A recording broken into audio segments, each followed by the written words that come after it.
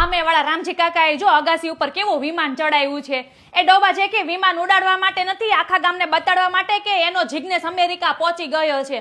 અને તને ખબર તો છે કે આપણી સોસાયટીમાં ટ્રેન્ડ ચાલે છે, જેના અગાસી ઉપર સ્ટેચ્યુ ઓફ લિબર્ટીનું સ્ટેચ્યુ ન હોય ને એનો મતલબ એમ કે એનો છોકરો કેનેડામાં વાસણ ઘસે છે. અને તને ખબર તો છે આપણા ગુજરાતી માટે અમેરિકા દેશ નથી, મોક્ષ છે, મોક્ષ. તને અમેરિકાના વિઝા મળવાને એ બહુ દૂરની વાત છે, તને નેપાળના મળે ને એ બહુ મોટી વાત છે. મને તેવું લાગે કે તને ચાઇનાવાળા ફ્રીમાં લઈ જાય. હજી તો તું પંજાબમાં જા ને તો તને પાણીની ટાંકી ઉપર પ્લેન દેખાશે, પણ આપણા ગુજરાતી લોકો પાણીની ટાંકી ઉપર બોલ આખું વ્હાઈટ હાઉસ બનાવશે.